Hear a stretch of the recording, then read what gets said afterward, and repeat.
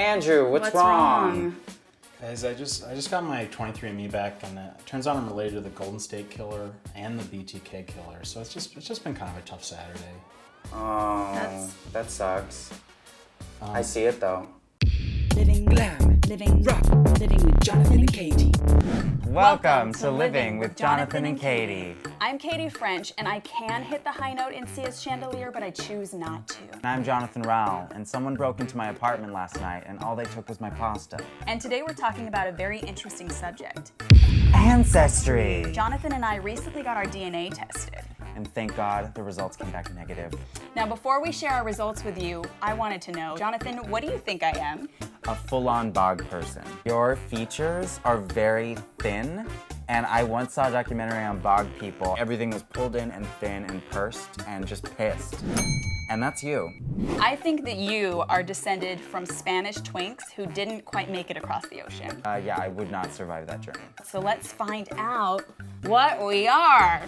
Okay, I am 51% Spice Girl / Colin Farrell, 19.9% Cameron Diaz's accent in Gangs of New York, 16% Marion Cotillard / Schnitzel, 11% IKEA, 1.1% Donatella Versace, 0.8% Peasant, 0.1% Nokia, 0.1% Keanu Reeves. I'm 28.5% Nelly Furtado, 27.6% Apocalypto, 24.3% One Direction, 4.8% Gelato, 2.8% Youth Hostel, 0.1% Amelie, 0.8% Jafar, 0.8% Hotel Rwanda, 0.6% The Last Samurai, 0.5% Lupita Nyong'o, 0.4% The Pianist, and 0.3% White Genocide, 0.2% Maddox Jolie Pitt, and 0.1% Iman.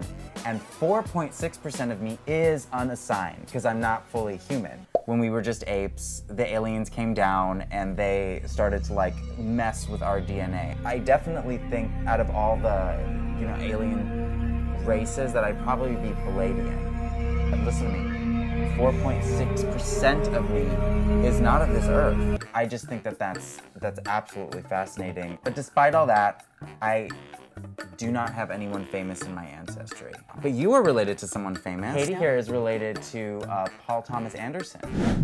P.T. Barnum, but very close. And to talk about P.T. Barnum, we have one of Katy's ancestors here with us today. Please welcome my mother, Christina Barnum Garner.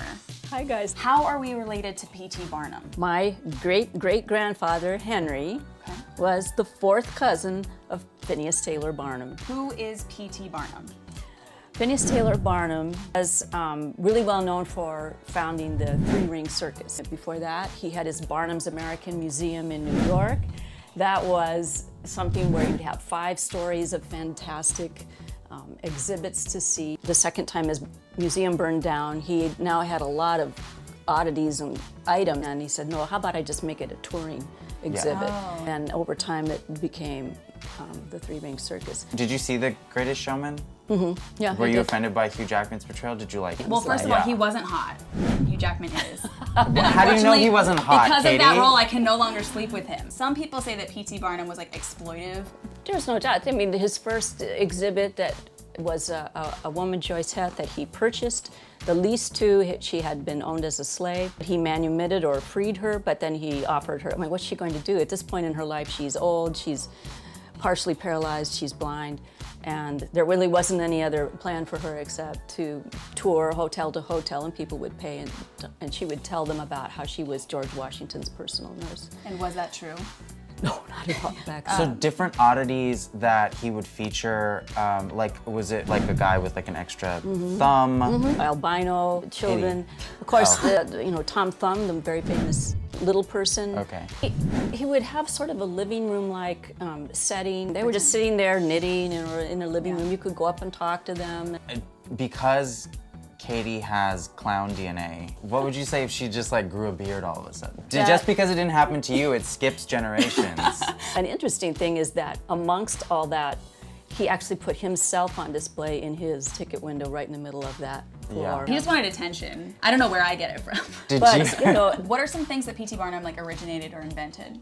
The whole idea of let's take a rain check on that, that you couldn't go to the show because it had been rained out and that you would come later and get it, that was one of his innovations. Color-coded seating in different sections of a rock concert.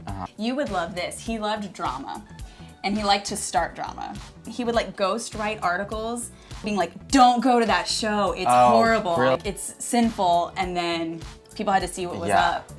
And did knowing that you were a Barnum, because that's your maiden name, did you kind of always grow up with interest in that type of performance in terms of circus stuff? Well, I went to the University of Texas at Austin, kind of Berkeley of the South at the time. Hanging out with jugglers and stuff made me feel like it was something I could try to overcome my introversion. Were there a lot of hot guys in the juggling club? Were there ever? Really, it would have been much more common then to be the girlfriend of a juggler than to be a girl juggler. And it's Just still like being sexist. a comedian, too. Yes. Yeah. And there are still really not that many female jugglers. The thing about my mom is that she studied as a mime in the 70s. Yeah. Why did you do that? I was planning ahead so that you would have comedy material when you were a grown Ooh, what woman. a clapback. Yeah. Well, okay, fair enough. Is it like equivalent to a racial slur if we call you a jester? Well, I don't think that's offensive. What is the difference between miming and clowning? Mime is to reproduce as accurately as possible human movement, and clowning is trying to make people laugh. The only image that people have of clowns is terror and fear and Stephen King. And Barnum began to use clowns mostly once he went to 3 rings. It was very hard to see. It's a huge, huge arena. So the clowns had to exaggerate their makeup extremely and come up with huge wigs and big noses to be even seen in that 3-ring circus. What's the craziest thing you've seen someone juggle? Chainsaws. What's the craziest juggling accident you've seen or witnessed? Well, I accidentally once did stab myself. Yeah. Why do you want other people to love the circus and circus arts? I was really terrible as a child at sports. To me, all sports were different ways of getting hit in the face with balls. Different sizes of balls, different colors of balls. Balls in the face, balls. Different.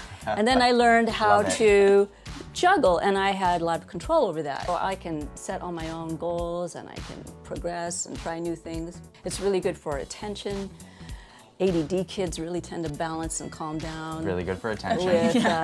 It's good for long-term cognition. And most of the circus arts are really about large-scale cooperation. And I want us all to have year-long passes to the circus. Well, because you are such a talented juggler, we would like you to teach us how to juggle and... By juggling us and the crew. Well, Mom, we're very excited for this lesson. I know Jonathan is too. I am here. Yeah. And we want to know, like, if someone wants to start juggling, like, what should you start with? Especially when you're poor, like kind of like LA comics. Well, Okay. you might be able to find some fruits or just grab a knife and then you're gonna make your first throw and look at this. Oh no. Katie? Jesus Christ. Okay, Mom. Okay, wow. What do you think? That was amazing, but we need to start with something a little bit less crazy. That was very triggering. Maybe something that's not a weapon like these clubs. This would be pretty good. I don't... This is worse than the knife. I don't think I can flip them and then also catch It's them. kind of a lot. Okay. Can we please do something just like very simple? Let's go with just the classic balls, okay? Balls are always That classic. was fun. Okay, it's like Katie juggling her legs. How do you manage it all when you're hardworking? Can we do something more gay? I've got the perfect thing. Scarf will really meet you. Well, let's start with 1. So let's just practice grabbing that right in front, clawing down on that scarf. Style and flair. Let's go to 2. Okay. Hold them in the center. Lift and drop, and catch and catch. Good job, Jonathan. I think we're ready to go to 3. Okay. We're gonna throw that one in the front of the hand first, and we'll start our cycle like this. Lift, lift, lift, lift. Wow! I've already been attached by the impressed. scarves. I had it for a second, but then I lost it.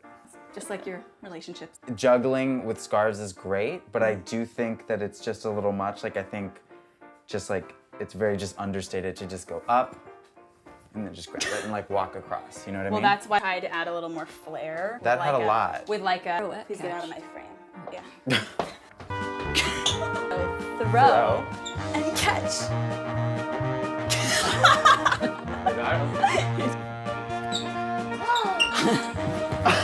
Oh, wow.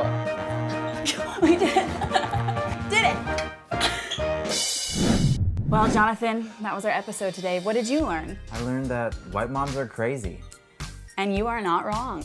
Well, till next time.